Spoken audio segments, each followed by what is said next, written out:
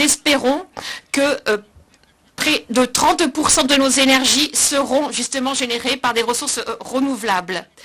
L'insécurité alimentaire est une des nombreuses crises qui nous touchent et que nous regrettons, face notamment à l'attitude de certains pays qui semblent faire fi de cette réalité vis-à-vis de pays qui n'ont quasiment rien. Les phénomènes que nous connaissons aujourd'hui sont des phénomènes qui s'expliquent par de nombreux facteurs, des facteurs économiques, mais aussi par le changement climatique. Notre gouvernement a essayé de trouver des solutions structurelles et non pas conjoncturelles.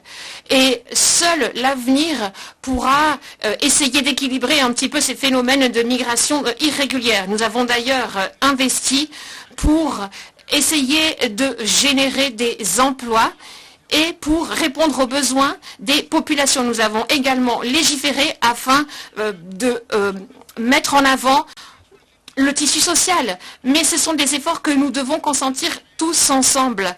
Il faut que les personnes n'essaient plus de migrer de façon irrégulière, mettant en danger leur famille et se mettant en danger elles-mêmes. C'est une question qui relève de notre sécurité, mais aussi de la sécurité internationale. Nous avons subi l'arrivée de flux migratoires.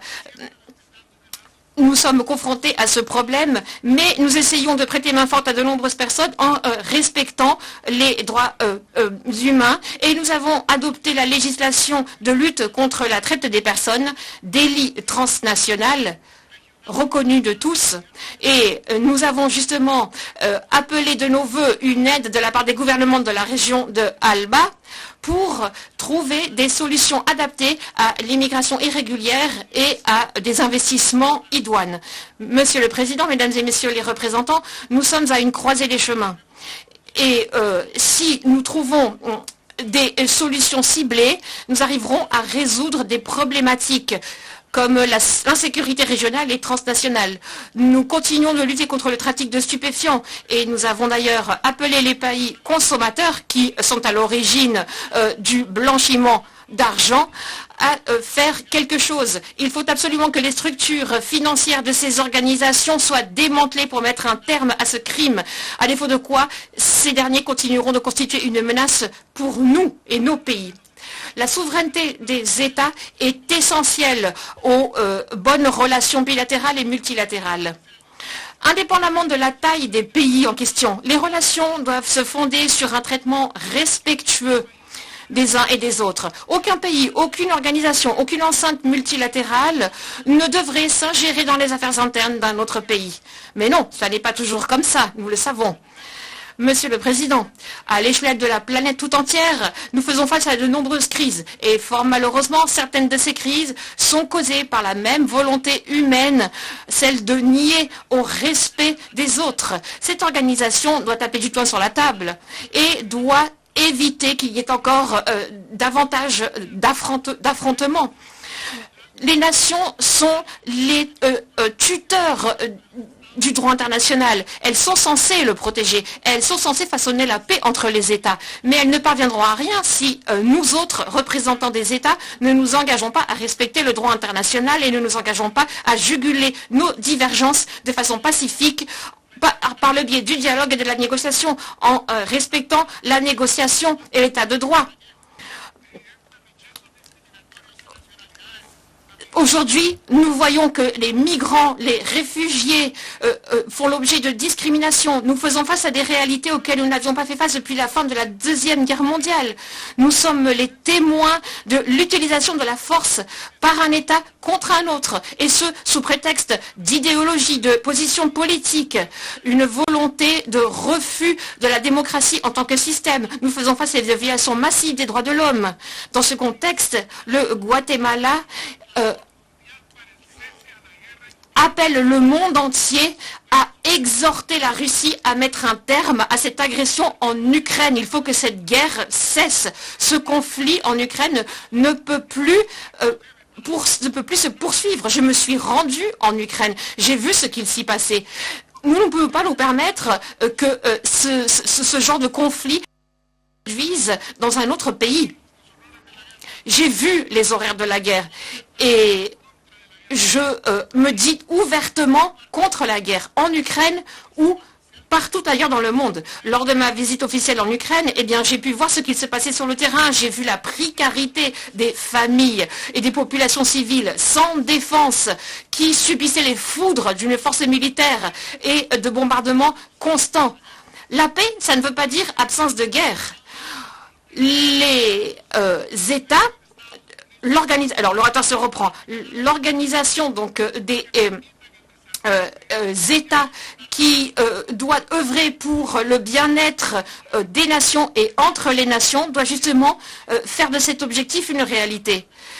Nous devons justement faire nôtre la Charte des Nations Unies. Cette organisation a été créée pour préserver les générations futures du fléau qu'est la guerre.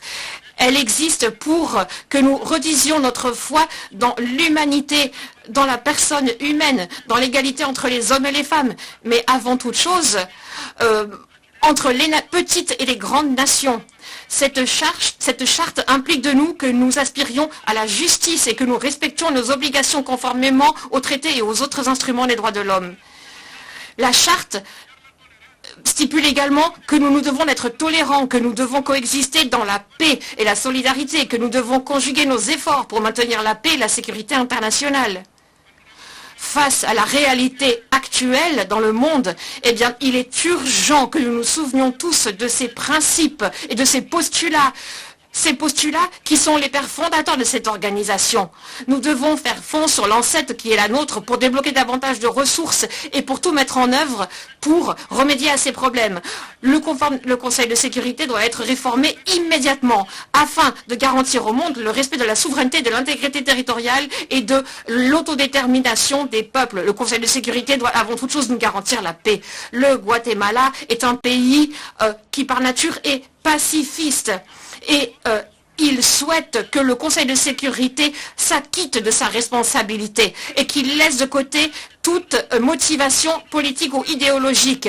Le Conseil de sécurité devrait exclure tout pays qui ne souhaiterait pas aspirer à la paix. Nous ne pouvons plus attendre que les choses changent. Nous devons nous-mêmes faire changer les choses, façonner un autre avenir. La Charte des Nations Unies est censée nous aider à affronter les défis de l'humanité. Elle est censée nous aider à promouvoir la paix et le développement. Nous devons tous ensemble essayer de réformer le système des Nations Unies. Les Nations Unies ne peuvent plus ressembler à ce qu'elles étaient lorsqu'elles ont été créées à la fin de la Seconde Guerre mondiale. Nous devons envisager d'autres approches qui répondent à la réalité actuelle. C'est une tâche difficile, certes, mais nous avons des solutions et des options. L'Organisation des Nations Unies doit se donner les moyens de se restructurer, de se réformer en travaillant sur l'égalité et la souveraineté des États et l'interdiction de l'utilisation des forces, y compris des armes nucléaires, chimiques et de destruction massive.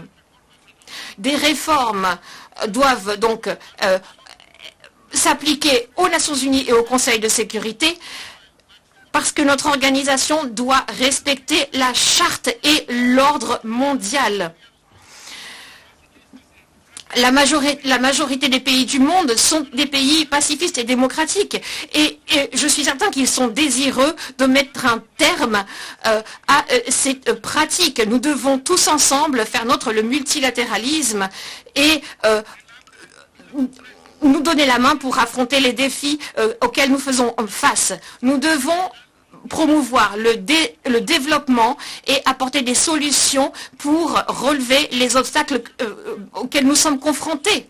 Le Guatemala a toujours montré son soutien envers le système onusien et il est tout disposé à faire changer les choses dans le contexte de la coopération internationale et de la collaboration. Au cœur de ces réformes, eh bien, nous devons faire en sorte que Taïwan devienne un membre de cette organisation. J'aimerais, Monsieur le Président, dire une chose. Il est possible de parvenir à la paix grâce aux engagements que nous pouvons prendre vis-à-vis de la paix et de la sécurité internationale. Mais nous devons, en tant que dirigeants de ce monde, en tant que grands dirigeants qui tirent les ficelles de ce que vit l'humanité, nous devons prendre ces décisions. Mettons de côté les différences ethniques, culturelles, sociales, religieuses. Concentrons-nous sur ce qui nous unit. Soyons tolérants, respectons les différences de point de vue. Le Guatemala est un pays pacifiste, un pays qui accorde la priorité au respect et à la protection des droits de l'homme, au droit à la vie depuis sa conception jusqu'à la mort naturelle. Dans cette enceinte aujourd'hui, eh bien, j'aimerais vous dire que mon pays est pleinement attaché au respect de l'objectif qui est celui du maintien de la paix dans le monde. Le Guatemala, pays démocratique, est disposé à résoudre de façon permanente devant la Cour internationale, la Cour pénale internationale, les différents territoriaux que nous avons avec le Belize. Nous sommes certains que grâce au dialogue, nous pourrons mettre sur pied des mécanismes de confiance mutuelle qui nous permettront d'aller vers la prospérité, la confiance mutuelle et qui nous permettront de résoudre les différends qui nous séparent au sein d'une même région, à savoir la région Caraïbes et Amérique latine. Nous devons laisser derrière nous toutes les guerres qui ont fait tant de mal à notre monde. Plus de guerres fratricides, plus de conflits inutiles et non justifiés, plus de morts. Aujourd'hui ou jamais, nous devons agir. À tous ceux et celles qui souhaitent la paix, qui souhaitent le dialogue, qui souhaitent résoudre les problèmes, car nous sommes des frères et des sœurs, à tous ceux qui souhaitent la paix pour les générations à venir et qui souhaitent que le genre humain prospère, livrons cette véritable bataille contre l'exclusion, contre la faim, le changement climatique et contre tous les fléaux qui frappent l'humanité. Plutôt que de prendre les armes, eh bien, donnez-nous la main pour mettre un terme à la pauvreté, à l'exclusion et pour œuvrer vers le développement économique et social. C'est l'appel que je vous lance. Que Dieu bénisse le monde et surtout le Guatemala. On behalf of the Assembly, I wish to thank the President of the Republic of Guatemala. Je remercie le président de la République du Guatemala et je prie le protocole de bien vouloir raccompagner son Excellence. The Assembly will hear an address by His Excellency. Je donne maintenant la parole à son Excellence Félix-Antoine Tshilombo, président de la République démocratique du Congo. Je prie le protocole de bien vouloir accompagner son Excellence. Au nom de l'Assemblée générale, j'ai l'honneur de donner la parole au président de la République démocratique du Congo, qui va prendre la parole devant l'Assemblée générale. Monsieur le Président de l'Assemblée générale des Nations unies, Monsieur le Secrétaire général des Nations unies, Mesdames et Messieurs les chefs d'État et de gouvernement, Mesdames et Messieurs les chefs de délégation, c'est pour moi un grand honneur et un réel plaisir de prendre la parole du haut de cette tribune pour faire entendre la voix de mon pays, la République démocratique du Congo, sur les principales questions qui préoccupent au plus haut point la communauté internationale actuellement. Monsieur le Président, je voudrais néanmoins, avant toute chose, vous féliciter pour votre élection à la présidence de la 77e session ordinaire de l'Assemblée générale des Nations unies. Je suis convaincu que vous donnerez le meilleur de vous-même pour la réussite de cette session et vous garantis tout le soutien de mon pays. Monsieur le Président, les défis majeurs auxquels l'humanité fait face actuellement sont la sécurité et la paix pour tous, la maîtrise des changements climatiques, la relance de l'économie mondiale après la Covid-19, la lutte contre la pauvreté et la promotion du bien-être collectif. Ces principaux défis sont complexes et intimement enchevêtrés. Conscient de cette réalité, je salue le choix judicieux et la pertinence du thème central de ces assises, à savoir un tournant décisif des solutions transformatrices face à des défis intriqués. À l'évidence, le relèvement de ces défis exige plus de concertation, plus de coopération et plus de solidarité entre les États et les nations. Le maintien de la paix et la sécurité internationale constituent le fondement et l'objectif primordial de la création de l'Organisation des Nations Unies. Ni l'indifférence, ni l'immobilisme, ni l'attentisme de sa part ne sont par conséquent admissibles face à toute menace contre la paix et la sécurité internationale. À ce jour, la question de la sécurité et de la paix internationale se cristallise autour de la lutte contre le terrorisme ainsi que l'extinction des foyers de tension en Europe et en Afrique. En effet, le terrorisme n'a épargné aucun continent.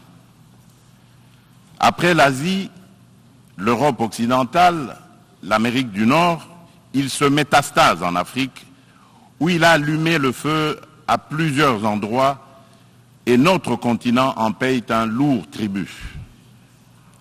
Au Sahel, à l'Est, à l'Ouest, au centre et au sud de ce continent, les terroristes tuent par des expéditions barbares des populations innocentes et déstabilisent des États au nom de l'intégrisme religieux.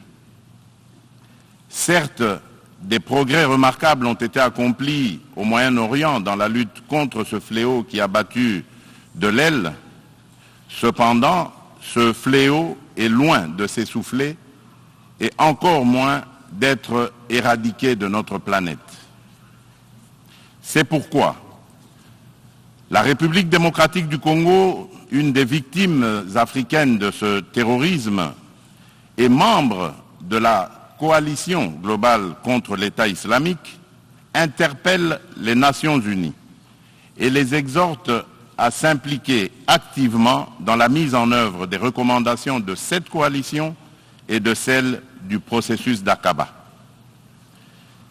Les réactions, les déclarations d'intention et les proclamations de foi sans action collective vigoureuse sur le terrain ne suffiront jamais pour éradiquer le terrorisme. Monsieur le Président, au cœur de l'Europe, la guerre entre la Russie et l'Ukraine est une plaie béante dont le saignement atteint même l'Afrique lointaine et perturbe le commerce international à cause des dégâts collatéraux importants, notamment en matière d'approvisionnement en produits céréaliers et énergétiques d'origine ukrainienne et russe, nécessaires à l'alimentation des populations ainsi qu'au fonctionnement des économies des pays importateurs. Il est impératif que les Nations unies interviennent avec diligence et plus de fermeté pour éteindre ce brasier et ce, dans le respect absolu des règles du droit international. La République démocratique du Congo souscrit à la position de l'Union africaine et appelle toutes les parties au conflit à suivre la voie du dialogue et du droit préconisée par l'Afrique qui a par ailleurs l'expérience de gestion des crises sécuritaires provoquées par des groupes armés dans certains de ces États. À ce sujet, les Nations unies savent que mon pays, la République démocratique du Congo, est victime d'une crise sécuritaire aiguë qui dure depuis plus de 20 ans à l'est de son territoire national. Tout observateur honnête et de bonne foi reconnaît que cette crise est causée principalement par les convoitises que suscitent ces fabuleuses richesses naturelles et les ambitions de puissance de certains de ses voisins. Le peuple congolais reconnaît l'implication des Nations Unies, de l'Union africaine, des communautés régionales africaines, de l'Union européenne et des partenaires extérieurs bilatéraux de la République démocratique du Congo pour juguler cette crise récurrente.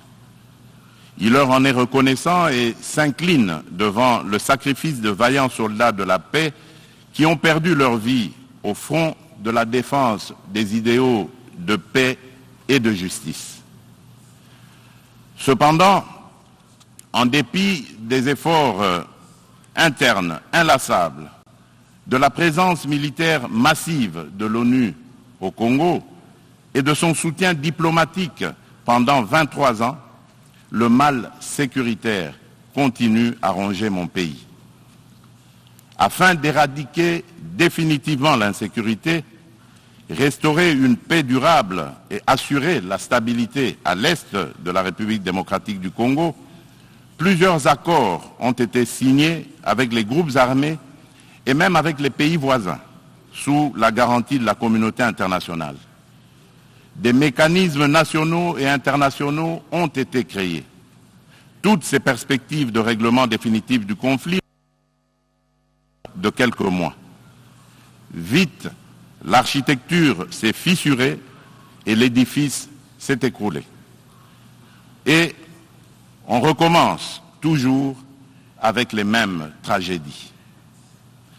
Depuis mon élection à la tête de la République démocratique du Congo, je n'ai eu de cesse de me battre chaque jour pour la paix et la sécurité dans les provinces congolaises de l'Ituri, du Nord Kivu et du Sud Kivu. M'inscrivant dans une philosophie de réconciliation avec nos voisins, je n'ai ménagé aucun effort pour rassurer les chefs d'État des pays limitrophes et restaurer la confiance entre nous, notamment par la concertation permanente sur des questions d'intérêt commun, la conclusion d'accords de coopération sécuritaire et de partenariat économique et la réalisation de projets de développement pour nos populations respectives. En dépit de ma bonne volonté et de la main tendue du peuple congolais pour la paix, certains de nos voisins n'ont trouvé mieux que de nous remercier par l'agression et le soutien des groupes armés terroristes qui ravagent l'Est de la République démocratique du Congo. C'est le cas actuellement du Rwanda qui, au mépris du droit international, de la charte de l'ONU et de l'acte constitutif de l'Union africaine, a une fois de plus non seulement agressé en mars dernier la République démocratique du Congo par des incursions directes de ses forces armées, les RDF, mais aussi occupe des localités de la province du Nord Kivu par un groupe armé terroriste interposé, le mouvement du 23 mars, dit M23, auquel il apporte un soutien massif, tant en matériel de guerre qu'en hommes de troupes. Et comme pour défier la communauté internationale, le M23, avec le soutien de l'armée rwandaise, a même abattu un hélicoptère de la MONUSCO et tué 8 casques bleus, commettant ainsi un crime de guerre. Je dénonce, en ce lieu emblématique de la vie internationale, avec la dernière énergie, cette énième agression dont mon pays, le Rwanda, sous couvert d'un groupe terroriste dénommé le M23. Monsieur le Président, l'implication du Rwanda et sa responsabilité dans la tragédie que vivent mon pays et mes compatriotes des zones occupées par l'armée rwandaise et ses alliés du M23 ne sont plus discutables, dès lors que plus d'une fois, aussi bien que Aussi bien les groupes d'experts dûment mandatés par l'ONU et le mécanisme conjoint de vérification élargie de la conférence internationale sur la région des Grands Lacs, la CIRGL, que des organisations non gouvernementales, humanitaires et des droits de l'homme crédibles les ont établis dans des rapports documentés et objectifs à la limite du scientifique. Pour éclairer la communauté des nations et mettre fin aux sempiternelles dénégations des autorités rwandaises, le gouvernement congolais réitère sa demande au président du Conseil de sécurité de distribuer officiellement aux membres du Conseil le dernier rapport des experts de l'ONU sur la situation sécuritaire à l'est de la République démocratique du Congo et de le faire examiner avec diligence par lui afin d'en tirer toutes les conséquences qui s'imposent sur le plan du droit, de la paix et de la sécurité internationale. Il y va de l'image et de la crédibilité de notre organisation. Procéder autrement serait, d'une part, encourager le Rwanda à poursuivre son agression, ses crimes de guerre et ses crimes contre l'humanité en République démocratique du Congo, et d'autre part, nourrir davantage la suspicion légitime des Congolais sur l'impartialité de l'ONU, ainsi que la complicité de certains de ses membres dans ces crimes. C'est pour mettre fin à cette suspicion et dissiper l'ambiguïté de certaines positions du Conseil de sécurité sur la crise sécuritaire à l'est de la RDC, ambiguïté qui excède la population congolaise et exacerbe la tension entre elle et la mission de l'ONU pour la stabilisation du Congo, la MONUSCO, que le gouvernement de mon pays a demandé la réévaluation du plan de retrait progressif et responsable de cette mission. Cette démarche d'ajustement est exigée par le constat unanime, même au niveau le plus élevé de notre organisation, des faiblesses regrettables de la MONUSCO, ce qui affecte certainement l'efficacité et la légitimité de l'action de l'ONU en République démocratique du Congo. La réévaluation du plan de retrait de la MONUSCO ne peut par conséquent nullement remettre en cause les relations entre mon pays et notre organisation. Quoi qu'il en soit, je réaffirme haut et fort à cette tribune de la plus haute instance internationale de gestion des affaires du monde, la détermination du peuple congolais et de ses dirigeants de défendre toujours, jusqu'au sacrifice suprême, l'intégrité territoriale, l'indépendance et la souveraineté de leur pays, dans le respect, bien sûr, du droit international et des engagements pris au sein des organisations internationales dont il est membre. C'est ici le lieu pour moi de préciser que l'État congolais et la société civile ne permettront jamais à quiconque de tenir le discours de la haine tribale, ethnique et raciale ou xénophobe dans notre pays. La Constitution de la République et les lois congolaises interdisent un tel discours et le sanctionnent sévèrement. Nul ne peut donc prétexter de ce discours imaginaire pour justifier des aventures criminelles au Congo, diviser les Congolais et fragiliser l'unité nationale à laquelle tous mes compatriotes tiennent. La République démocratique du Congo n'est pas et ne sera jamais génocidaire. De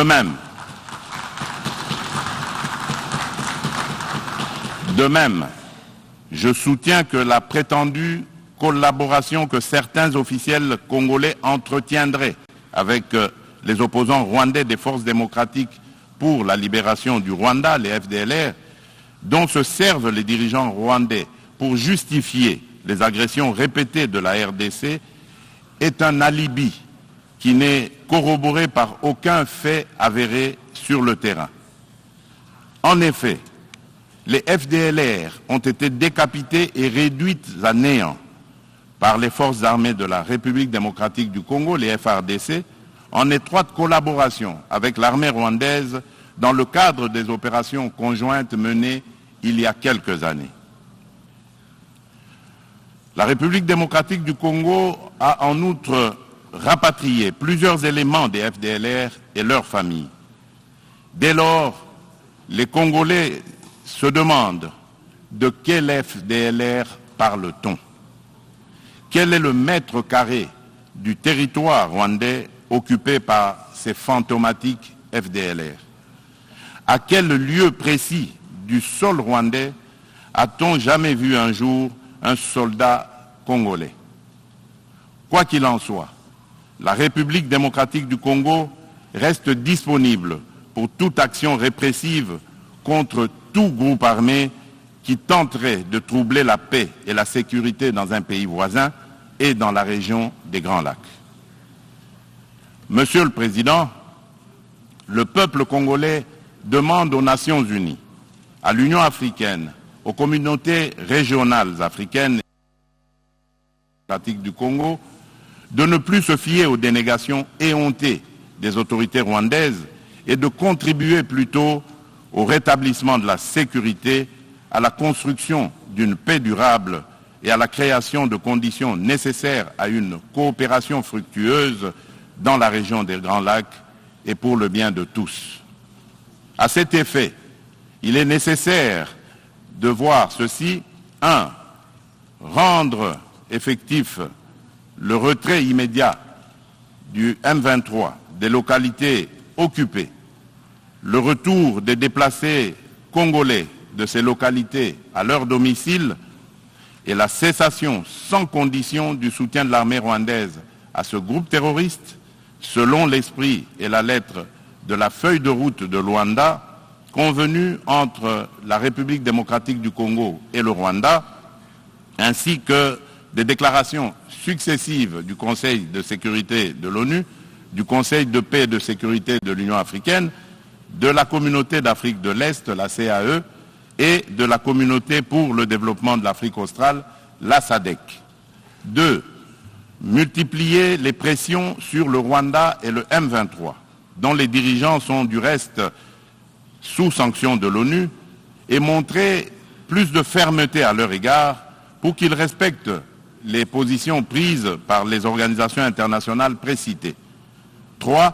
Appuyer la poursuite du processus de paix de Nairobi, les discussions de Luanda entre la République démocratique du Congo et le Rwanda, et le déploiement de la force régionale de l'Afrique de l'Est, dont le statut et les règles d'engagement viennent d'être signés le 8 septembre dernier à Kinshasa, successivement par le gouvernement congolais et le secrétariat général de la CAE, d'une part, et d'autre part, par les FARDC et le commandement de cette force régionale. 4. Encourager le président honoraire du Kenya, le président Uhuru Kenyatta, et le président de l'Angola, de la République d'Angola, João Lourenço, médiateur de la CAE et de l'Union africaine dans la crise sécuritaire en République démocratique du Congo, à poursuivre leurs bons offices. 5. Lever tout obstacle à la restructuration par la République démocratique du Congo de ses forces armées et de défense, à la montée en puissance de celles-ci pour mieux remplir ses missions régaliennes, notamment par la levée pure et simple de toutes les mesures restrictives de l'acquisition d'équipements militaires, la forme édictée par le Conseil de sécurité de l'ONU. La réalisation des actions préconisées ci-dessus garantira sans doute le peuple congolais de la certitude d'un règlement de la crise et facilitera un dialogue constructif entre toutes les parties concernées quant à ce. Monsieur le Président, nous, peuple congolais, sommes décidés cette fois-ci à mettre définitivement fin à l'insécurité à l'est de notre pays, quoi qu'il en coûte. L'heure a sonné de casser à jamais le cycle infernal de la violence à l'est de la République démocratique du Congo pour stabiliser la région des Grands Lacs afin de tirer le plus grand bénéfice de ses potentialités économiques ainsi que de sa riche biodiversité pour sauver l'humanité face au changement climatique.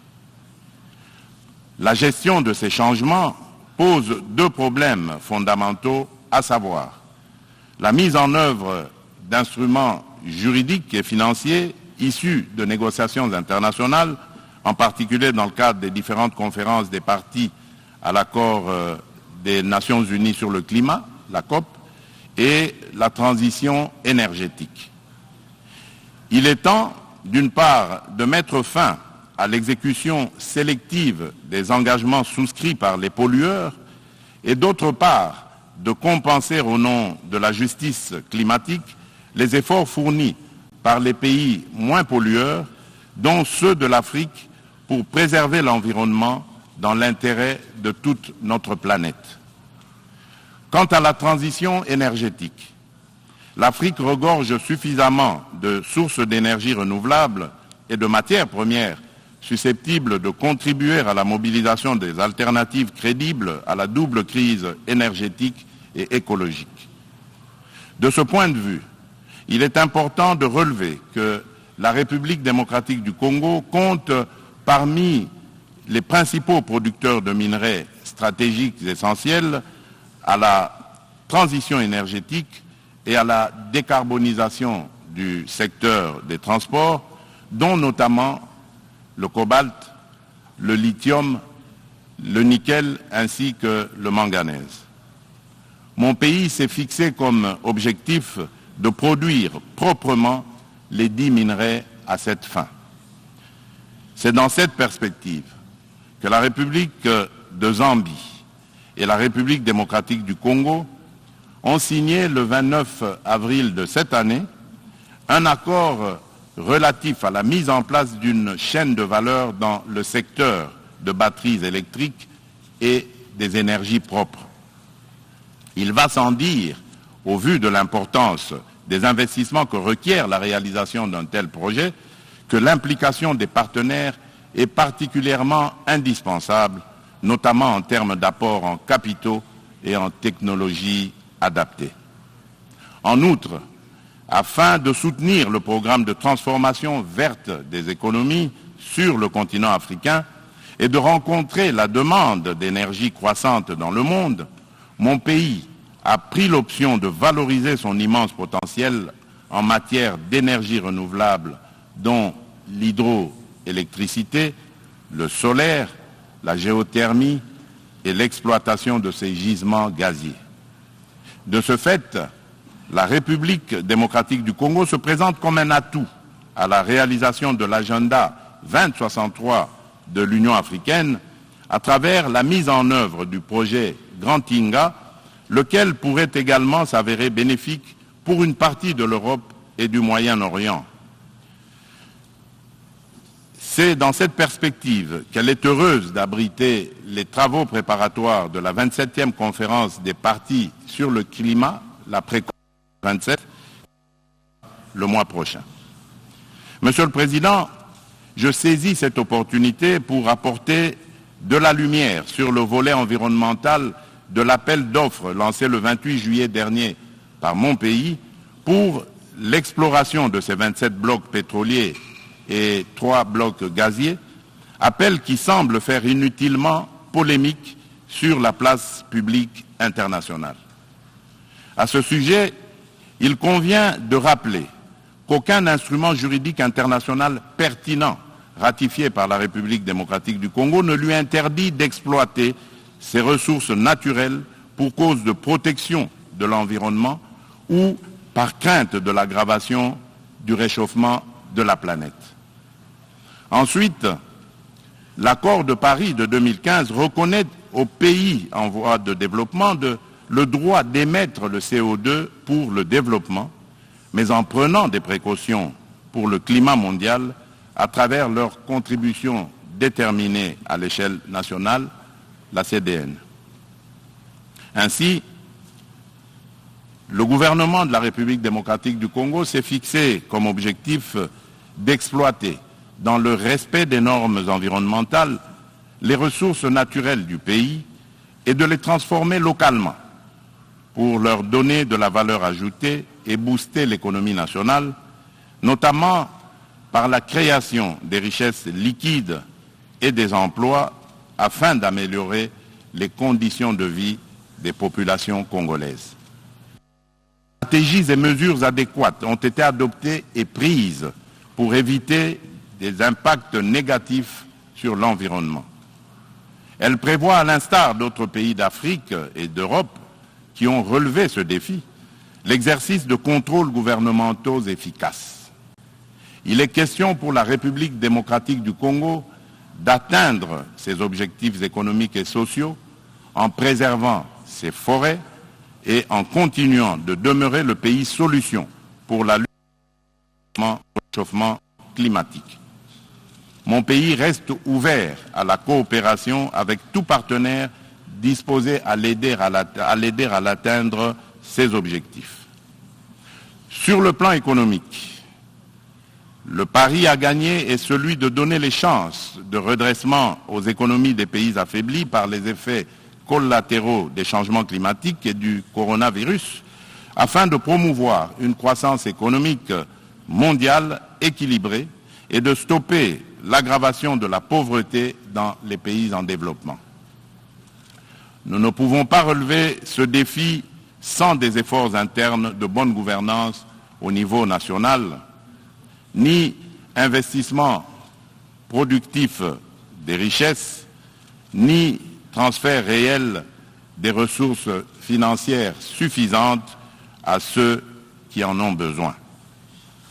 C'est pourquoi la République démocratique du Congo plaide pour la concrétisation de la proposition de cession par les pays riches d'un pourcentage de leurs droits de tirage spéciaux, les DTS, au Fonds monétaire international, aux pays les moins nantis, faite par la conférence de Paris sur la relance des économies post-Covid-19 du mois de mai 2021 et appuyée par un engagement ferme du sommet du G20 d'octobre de la même année à Rome.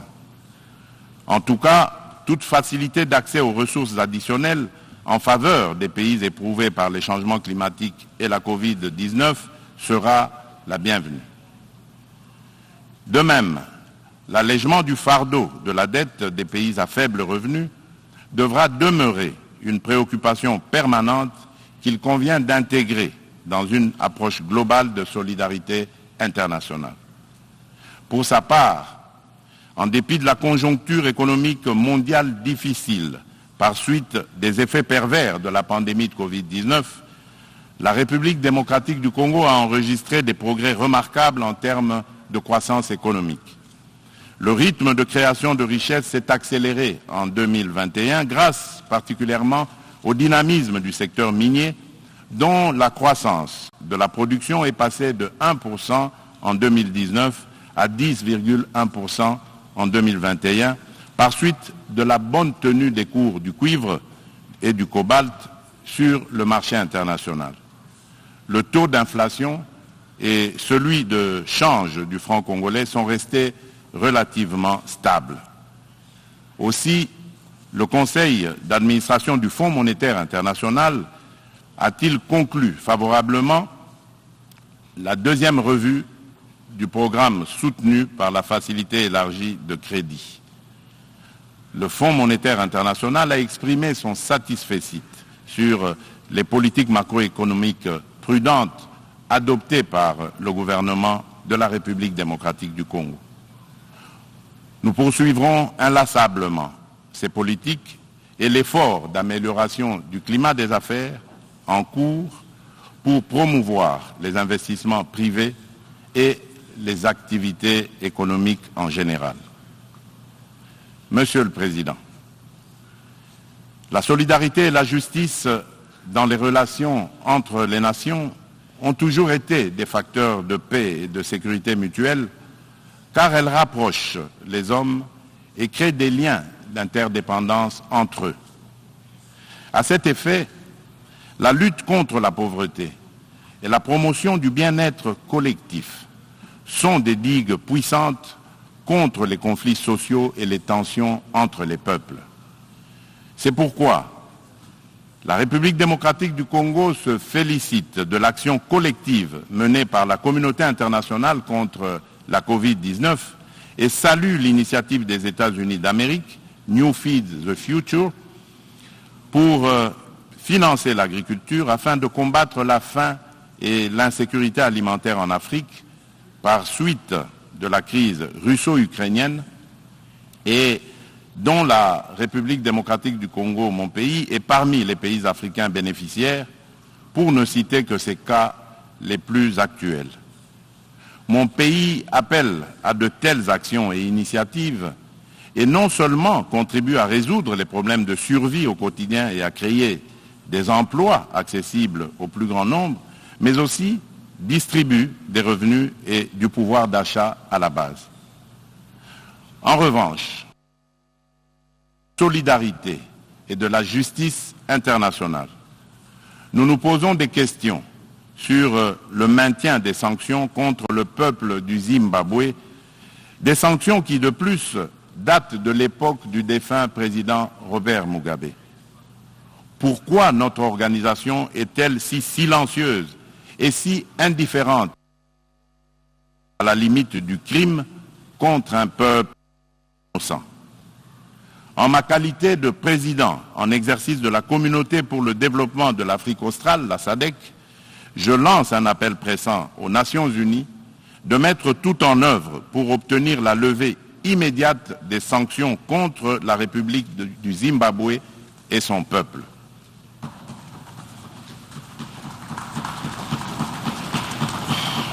Monsieur le Président, dans ce monde multipolaire, aucun pays, aussi puissant et riche soit-il, ne peut prétendre affronter seul les défis que je viens d'exposer ci-dessus, et encore moins les relever dans l'intérêt de tous. L'importance des enjeux, la complexité des problèmes à résoudre et l'ampleur de la tâche exigent une approche multilatérale équitable qui intègre les intérêts d'un chacun et mutualise les énergies de tous dans le respect réciproque.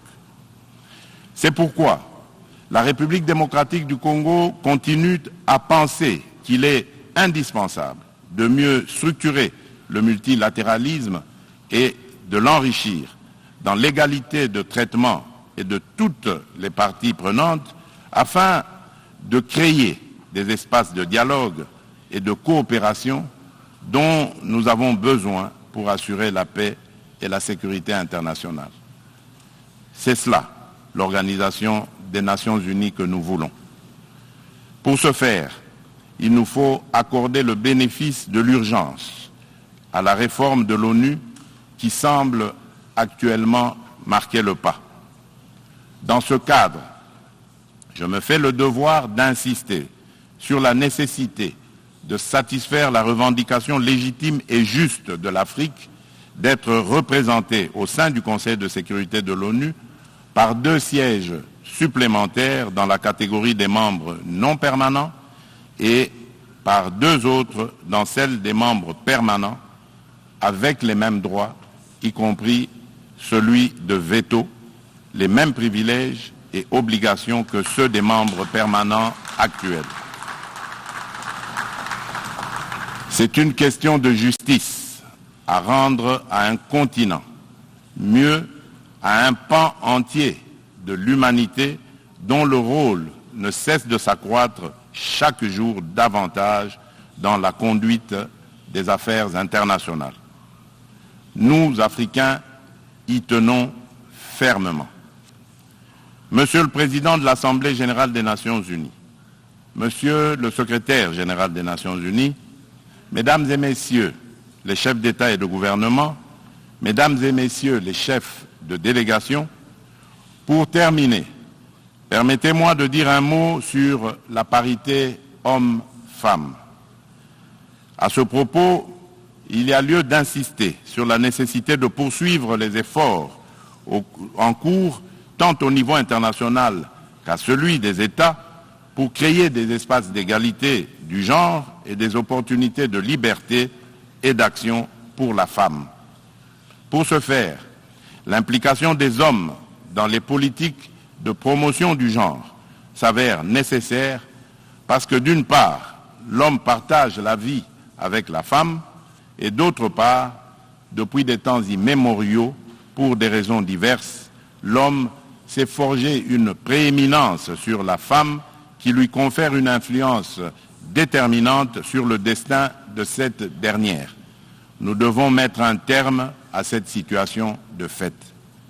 C'est pourquoi, lors de mon mandat à la tête de l'Union africaine, j'ai initié une rencontre des chefs d'État et de gouvernement de l'organisation continentale sous le thème de Conférence des hommes sur la masculinité positive. De ce rendez-vous historique tenu à Kinshasa en 2021, il est sorti une déclaration de l'Union africaine contenant l'engagement des hommes, notamment celui des chefs d'État et de gouvernement, de mettre fin aux violences faites aux femmes et aux filles et apporter des réponses appropriées à cette problématique. Cette déclaration constitue une véritable charte de l'Union africaine pour la femme que je m'attelle à matérialiser en ma qualité de champion de l'Union africaine pour la masculinité positive. C'est dans ce cadre que j'ai entrepris de promouvoir davantage la Congolaise qui occupe aujourd'hui de plus en plus l'avant-plan de la gestion des affaires publiques au sein des institutions politiques, judiciaires de mon pays. Cette politique volontariste devra permettre dans l'avenir un changement radical, non seulement de perception de la femme et de son rôle dans la société, mais aussi dans la prise en charge par la femme elle-même de son destin. En effet, la parité n'est pas un cadeau fait à la femme, mais une responsabilité qu'elle doit assumer. Je souhaite plein succès aux travaux de la 77e session ordinaire de l'Assemblée générale. Je vous remercie.